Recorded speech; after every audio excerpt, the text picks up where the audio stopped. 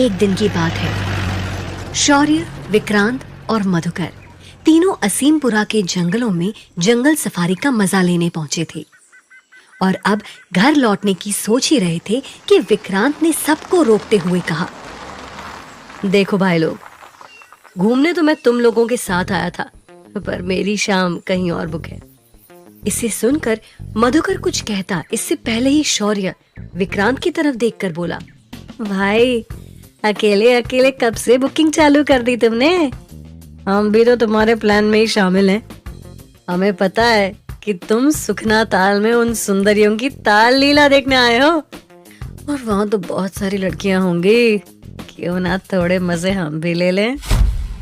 मधुकर, जिसके दिमाग में पहले से ही सुखना ताल की कहानियां चल रही थीं, उसने उसकी बात सुनते हुए उससे पूछा, क्या शाम को हमारा सुखना ताल के आसपास जाना ठीक होगा? सुना है कि उस ताल की वो रहस्यमयी लड़कियां जिसे लोग विशानियां कहते हैं, उन्हें देखना मना है। एक तो सुना जंगल, उस पर वो विशानियों की ताल लीला। मैंने बहुत कुछ सुना है और जो भी सुना है ना, कुछ ठीक नहीं सुना है। मधुकर की बातों को बीच में ही रोकते हुए शौर्य बोल पड़ा, भाई बात तो सही है कि शाम 6 बजे के बाद जो भी मर्द उस जंगल या निर्वाणा भवन के आसपास भटकता है, वो अगली सुबह पागल होकर सड़कों पर मिलता है। अरे हम तो पहले से ही पागल ठहरे, और कितना पागल होंगे। तीनों जोर से ठहाका लगाते हुए गाड़ी स्टार्ट करके तेज म्यूजिक बजाते हुए आगे की ओर निकल पड़ते हैं। जंगल के बीचों बीच ऊबड़ खाबड़ रास्ता शुरू हो चुका था और तीनों के दिमाग में आज बस उस नजारे को देखने की उमंग थी जो इस जंगल में निषेध था, पर आज कोई रुकने वाला नहीं था। इसी बीच मधुकर शौर्य को छेड़ते हुए बोला, ओ भाई स्पीड बढ़ा, शाम ढलने वाली है, सूरज ढलने से पहले कहीं हम ही ना ढल जाएं। ये सुनते ही शौर्य ने गाड़ी की रफ्तार तेज कर दी। गाड़ी की स्पीड के साथ ही विक्रांत और मधुकर पीछे बैठे बड़बड़ाने लगे, भाई यहाँ तक आकर अगर उन रहस्य से भरी लड़कियां, मेरा मतलब है विशानियों को नहीं देखा तो फिर क्या देखा? मैं तो ताल में अपनी अदाएं बिखेरने वाली विशानियों का रूप निहारूंगा। मैं तो सोच सोच कर ही पागल हो रहा हूँ भाई। उनकी आवाज में वहां पहुंचकर उन नजारों को देखने की तलब महसूस की जा सकती थी। तीनों कुछ ही दूर बढ़े थे कि विक्रांत ने तेजी से ब्रेक लगाकर गाड़ी रोक दी, क्योंकि उनकी गाड़ी के सामने अचानक से एक लड़की आ गई थी। विक्रांत गुस्से में कार का दरवाजा खोलकर बाहर आया। हालांकि वो उस लड़की पर जोर से चिल्लाना चाहता था, मगर जब उसकी नजर उस लड़की की सुंदरता पर गई तो वो अपना गुस्सा भूलकर पूछ बैठा, कहीं चोट तो नहीं आई तुम्हें? उस लड़की के रूप के आगे विक्रांत के तेवर ही बदल गए। वो लड़की बेइंतहा खूबसूरत थी। दूधिया सफेद रंग की झीनी चादर नुमा साड़ी में लिपटी उस लड़की को देखकर महसूस किया जा सकता था कि वो अभी अभी किसी इत्र के तालाब से नहा कर आई हो। वहां पूरे माहौल में खुशबू फैल चुकी थी। विक्रांत की नजर उस पर थम गई और अगले ही पल उसने महसूस किया कि उसके सामने खड़ी लड़की के बदन को सिर्फ एक पतली साड़ी ने ढक रखा था। उसके सीने पर उस साड़ी के पल्लू के सिवा और कुछ नहीं था। झीनी साड़ी में लिपटा उसका बदन देखकर विक्रांत को एक पल के लिए लगा कि वो कोई अप्सरा है। उस लड़की का आधा बदन ही ढका हुआ था। साड़ी उसके अंगों को छुपाने की एक नाकामयाब कोशिश कर रही थी। विक्रांत उसकी बनावट के हर सिरे का जायजा ले रहा था। घुटनों से थोड़ी नीचे और सीने के उबार से थोड़ा ऊपर तक कसी साड़ी को देखकर विक्रांत मन ही मन में चाह रहा था कि वो लड़की बस उसके सामने खड़ी रहे और विक्रांत सिर्फ उसे निहारता रहे। तभी उस लड़की ने पूछा, तुम्हें मालूम है ना कि इस जंगल में शाम के बाद रुकना मना है? क्या तुम यहाँ पागल होने आए हो? इससे पहले कि विक्रांत कुछ और बोलता, वो दोबारा बोल पड़ी। ठीक है, आ ही गए हो तो तुम्हारा स्वागत है, पर ध्यान रहे किसी भी नियम से छेड़छाड़ नहीं होनी चाहिए। नियम की बात सुनकर विक्रांत ने आश्चर्य से पूछा, नियम? कौन सा नियम? तभी लड़की ने उसके मुंह पर उंगली रखते हुए कहा, नियमों का पालन तो तुम्हें करना ही पड़ेगा। इस जंगल का पहला नियम, शाम 6 बजे के बाद इस इलाके के आसपास भी मत भटकना। दूसरा नियम, शाम ढलते ही सुखना ताल का नाम अपनी जुबान पर मत लाना। तीसरे और आखिरी नियम को जरा ध्यान से सुनो। निशानियां पवित्र हैं, उन्हें अपवित्र करने की कोशिश मत करना। इन नियमों को सुनने के बाद विक्रांत उस लड़की से बोला, हाँ ठीक है, सुन लिए हमने तुम्हारे नियम। तभी कार से विक्रांत के बाकी दोस्त भी उतरकर आने लगे। विक्रांत जब अपने दोस्तों की तरफ देखकर वापस उस लड़की की तरफ देखता है तो पता चलता है कि वो लड़की जा चुकी थी। दूर तक उस लड़की का नामो निशान नहीं था। विक्रांत और उसके साथी वापस गाड़ी में बैठ जाते हैं और गाड़ी स्टार्ट करके आगे बढ़ते हैं। विक्रांत ने गाड़ी बोर्ड पर लिखी दिशा की ओर मोड़ ली, जहां लिखा था, सुखना ताल और निर्वाणा भवन के लिए यहां मुड़े। करीब 10 मिनट तक गाड़ी चलाने के बाद विक्रांत ने अपनी गाड़ी रोक दी और गाड़ी से उतरते हुए कहा, देखो ठंडी हवाएं आ रही हैं, मतलब ये जो झाड़ियां दिख रही हैं उसके पार ही सुखना ताल है। चलो भाई लोग आ जाओ। विक्रांत के ऐसा कहते ही दोनों दोस्त गाड़ी से उतरे और विक्रांत के पीछे पीछे जाने लगे।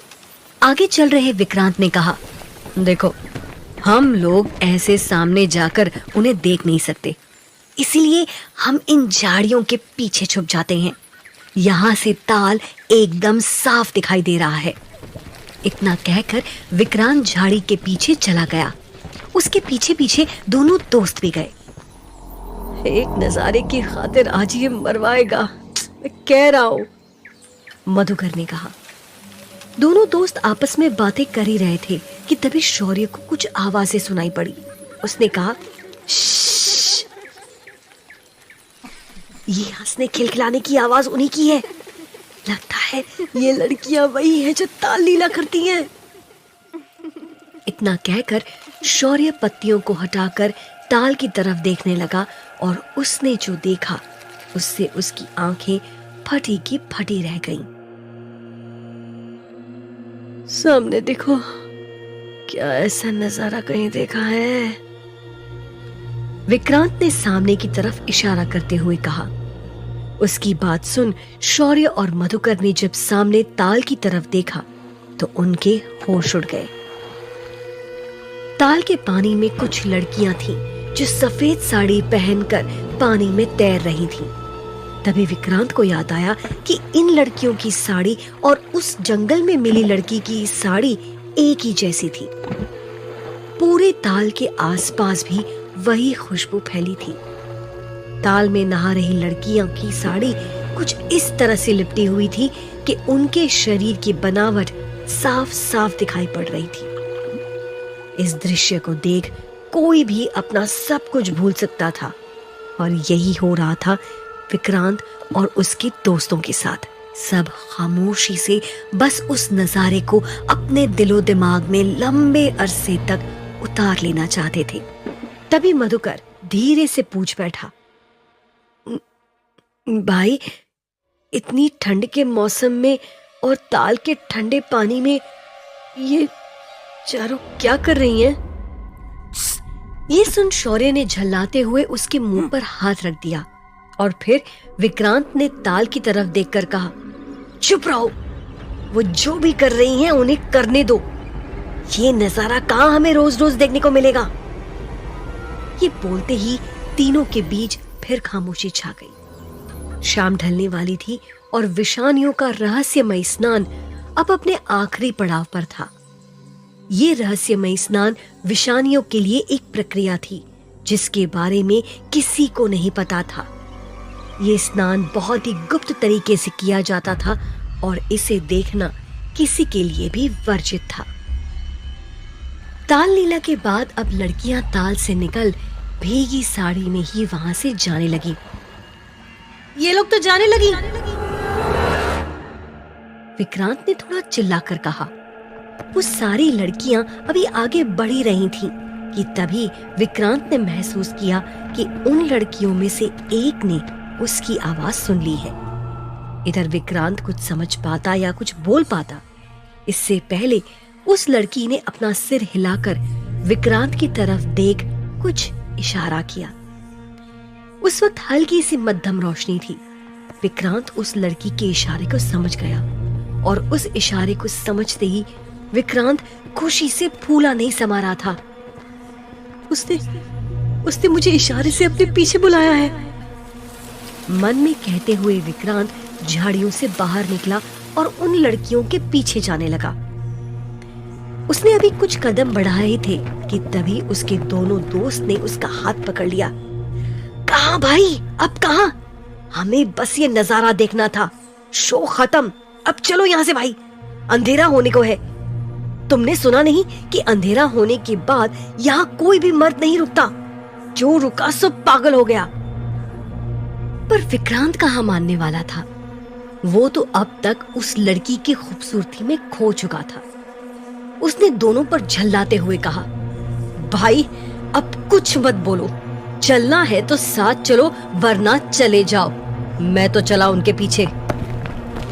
विक्रांत के इतना कहने के बाद दोनों खामोश हो गए और दोनों विक्रांत के पीछे पीछे बेबस होकर सामने कच्ची सड़क की तरफ जाने लगे, जिस तरफ वो लड़कियां गई थीं।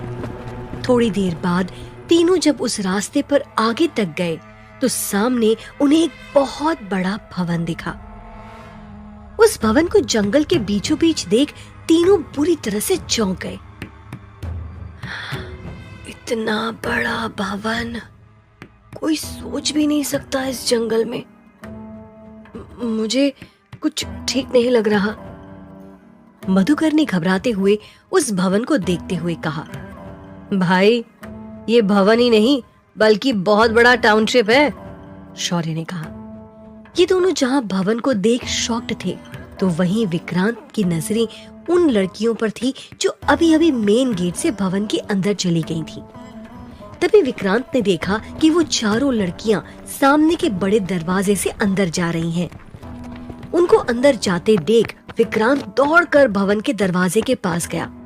वो आगे कुछ समझ पाता तभी वहां पर दो औरतें आईं और विक्रांत को सामने से हटाते हुए कहा, इस वक्त अंदर आना सख्त मना है और मर्दों को तो इस वक्त यहाँ होना भी नहीं चाहिए। चलिए जाइए यहाँ से। आपको नहीं पता शाम होते ही सारे मर्द भवन से निकल जाते हैं? सुबह आइएगा, अब जाइए। विक्रांत ने जब ये सुना तो वो थोड़ा निराश हो गया। उसने अपनी तरफ से कोशिश करते हुए कहा, देखिए आप लोग गलत मत समझिए, मैं 1 मिनट में बाहर आ जाऊंगा, मुझे अंदर जाने दीजिए। आप मेरी अच्छी तरह से तलाशी ले लीजिए पर मुझे अंदर जाने दीजिए। तभी दूसरी औरत ने दूर खड़े शौर्य और मधुकर की तरफ देखकर कहा, अपने इस दोस्त को समझाओ, मना करने के बाद भी अपनी जिद पर अड़ा है। अरे यार, इसके ऊपर भी कौन सा भूत सवार हो गया। चल, शौर्य ने कहा और विक्रांत को वहां से ले जाने लगा। पागल हो गया क्या? लेकिन विक्रांत कहाँ मानने वाला था। उसकी जिद आज दी गई चेतावनियों पर भारी पड़ चुकी थी, इसीलिए वो किसी भी हालत में भवन के अंदर घुसना चाहता था। उसने थोड़ी सख्ती से शौर्य को कहा, देखो मुझे अंदर जाना है, अगर तुम दोनों को नहीं आना तो मैंने पहले भी कहा है चले जाओ, मैं बाद में खुद आ जाऊंगा। विक्रांत की जिद के आगे शौर्य और मधुकर ने हाथ जोड़ लिए और एक साथ कहा, ठीक है तुम्हारी मर्जी। इतना कहकर दोनों वहां से निकल गए। विक्रांत जो कि आज किसी भी तरह अंदर जाने की जुगाड़ में था, वो रास्ता ढूंढते हुए भवन के पीछे पहुंच गया। शायद किस्मत को कुछ और मंजूर था, इसलिए इतनी मनाही के बावजूद भी उसे अंदर जाने का एक रास्ता मिल ही गया। वो सबकी नजरों से छिपता छिपाता दबे पांव पीछे के रास्ते से अंदर पहुंच गया। भवन में घुसते ही विक्रांत ने महसूस किया कि वो एक अलग ही दुनिया में पहुंच गया है। भवन की मोटी मोटी दीवारों पर अजीबोगरीब चित्र बनाए गए थे। भवन का एक एक कोना उसे किसी अलग दुनिया का आभास करा रहा था। उस बड़े से भवन में छोटे छोटे कमरे मौजूद थे और हर कमरे से हर गलियारा ऐसे जुड़ा था मानो कोई भूल भुलैया हो। तभी उसने अपनी नजरें घुमाई और उसने जो देखा उसे देख उसकी आंखें फटी की फटी रह गईं। उसने देखा कि वहां मौजूद बहुत सारी महिलाएं सफेद साड़ी पहने एक अजीब सी धुन पर नाचे जा रही हैं और बीचों बीच कई सारे मर्द बैठे हैं जिन्हें देखकर लग रहा है मानो वो अपने होश में नहीं है। अगर शाम के वक्त मर्दों का यहाँ आना मना है तो फिर ये सारे मर्द यहाँ क्या कर रहे हैं और ये महिलाएं इनके साथ क्या कर रही हैं? विक्रांत ने खुद से सवाल किया और उसी वक्त उसने खुद के सवाल का जवाब देते हुए मन में कहा, शायद यही तरीका हो लोगों को मोक्ष दिलाने का जिसके बारे में सुना था। वो ये सब सोच ही रहा था कि उसने देखा कुछ लड़कियां धीरे धीरे एक कमरे की ओर बढ़ रही हैं और तभी विक्रांत ने उस लड़की को देखा जो उसे थोड़ी देर पहले जंगल के नियम समझा रही थी। ये यहाँ क्या कर रही है? क्या ये भी यहाँ की सेविका है? हैरानी से विक्रांत ने खुद से सवाल किया और भवन के पर्दों के पीछे छुपते हुए उसके पीछे पीछे जाने लगा। इस वक्त वो ये भूल चुका था कि वो भवन के अंदर क्यों आया है। सीधी लाइन में जाती उन सभी लड़कियों ने बिना ब्लाउज वाली सफेद साड़ी में खुद को लपेट रखा था। उस लड़की को लेकर विक्रांत के मन में कई सवाल थे। जैसे ही वो उस कमरे में पहुंचा उसे झटका लगा क्योंकि वो कमरा खाली था और उस कमरे में गुप अंधेरा था। उस कमरे के अंदर कुछ भी देख पाना मुमकिन नहीं था। बस कमरे की एंट्री और एग्जिट दिखाई पड़ रही थी। मुझे यकीन नहीं हो रहा, इस कमरे में इतनी लड़कियां आई थी, वो अचानक कहाँ गायब हो गईं? क्योंकि बाहर निकलते तो मैंने किसी को नहीं देखा। ये क्या हो रहा है? विक्रांत ने खुद से सवाल किया और अंधेरे में ही यहाँ वहां टहलकर उन लड़कियों को तलाशने लगा। तभी विक्रांत ने देखा जो एंट्री गेट खुला हुआ था वो भी अचानक से बंद हो गया और अब विक्रांत उस कमरे में चारों तरफ से कैद हो चुका था। अब उसे घबराहट होने लगी। विक्रांत ने छटपटाते हुए चिल्लाकर पूछा, कोई है? अरे कोई है? मुझे बाहर निकालो। वो अभी चिल्ला ही रहा था कि इतने में उसे कुछ महसूस हुआ। कौन है? क्या यहाँ कोई है? विक्रांत ने अपने हाथों से दीवार को अंधेरे में टटोलते हुए कहा, लेकिन विक्रांत को कोई भी जवाब नहीं मिला।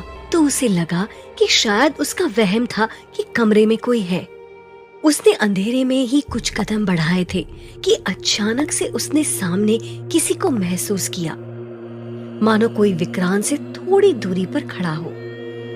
वो कुछ बोलना चाहता था, सवाल पूछना चाहता था, पर अगले ही मिनट उसके कानों तक एक मीठी मगर चेतावनी भरी आवाज आई, तुम्हें यहाँ नहीं आना चाहिए था। सुना था ना तुमने कि शाम के बाद जो मर्द यहाँ आता है वो फिर किसी काम का नहीं रह जाता, वो पागल हो जाता है। लेकिन फिर भी तुम आ गए। क्या तुम्हें इन बातों पर यकीन नहीं था? कितने लोगों ने तुम्हें रोका पर तुम जिद पर अड़े रहे। लेकिन अब जब इस भवन में आ ही गए हो तो यहाँ स्वागत है तुम्हारा, स्वागत है तुम्हारा, स्वागत है तुम्हारा। ये बोलते ही उस परछाई के पीछे एक बड़ा दरवाजा जो अब तक कहीं दिख भी नहीं पा रहा था वो अचानक से खुल गया और एकदम से आती हुई रोशनी विक्रांत की आंखों में पड़ी तो उसने अपनी आंखों पर हाथ फेर लिया। फिर धीरे से हाथ हटाते हुए वो दरवाजे की तरफ आगे बढ़ा। दरवाजे के बाहर देखते ही उसकी आंखें बड़ी हो गईं और वो अचानक से चिल्ला पड़ा, छी! क्या है ये सब? तुम सब ये क्या कर रही हो? पागल तो नहीं हो तुम लोग? विक्रांत ने जो सामने देखा था वो सब उसकी सोच से परे था। उसका मन घिन्न से भर गया था और वो धीरे से बोला, बाहर की दीवारों और अंदर की हकीकत में कितना फर्क है। मुझे कैसे भी करके यहां से निकलना होगा। वो ये सोच ही रहा था कि तब एकाएक वो दरवाजा बंद हो गया और उसने महसूस किया कि पीछे से किसी के नर्म हाथों ने उसके हाथों को जकड़ा हुआ है। वो अपना हाथ छुड़ाने की कोशिश कर ही रहा होता है कि एक आवाज आती है, ले जाओ और इसे निर्वाणाकृत कर दो। तभी उसे कुछ रहस्यमयी औरतें चारों तरफ से घेरने लग जाती हैं। विक्रांत उन औरतों के घेरे से निकलने की कोशिश करता है मगर वो नाकामयाब रहता है और धीरे धीरे वो औरतें विक्रांत पर हावी होने लग जाती हैं। और तभी अचानक विक्रांत की तेज चीख सुनाई देती है।